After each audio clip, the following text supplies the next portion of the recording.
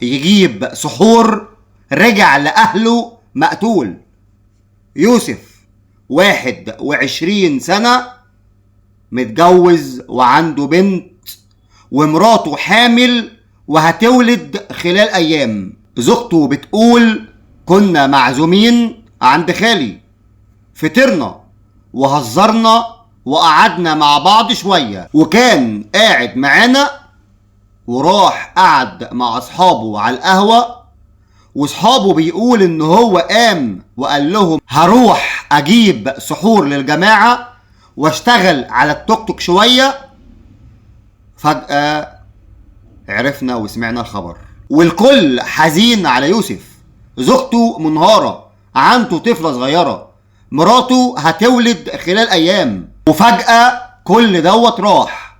وبتقول قالوا لي يوسف اتصاب، وللأسف سمعت خبره قالوا يوسف اتقتل، وانا مش عارفة هو عمل فيه كده ليه. الشخص اللي قتل يوسف او المجرم اللي قتل يوسف كان ماشي في الشارع يرازي في الناس ويشتمهم وشتم يوسف. الموضوع للأسف اتطور والمجرم قتل يوسف وضربه على قلبه ضربة موتته على طول.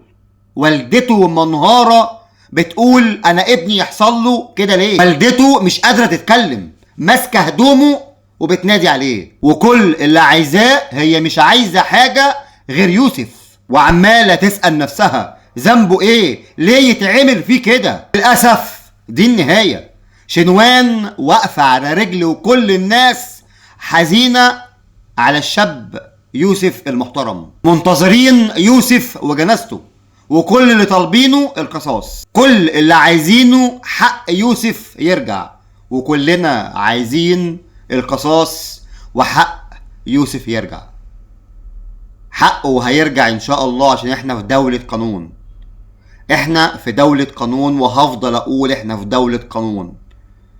القانون المصري هيجيب حق يوسف، والقضاء المصري هيجيب حق يوسف، والنيابة المصرية هتجيب حق يوسف. دعواتكم ليوسف في الكومنتات، ودعواتكم لوالدته ولزوجته ولأولاده، ربنا يصبرهم.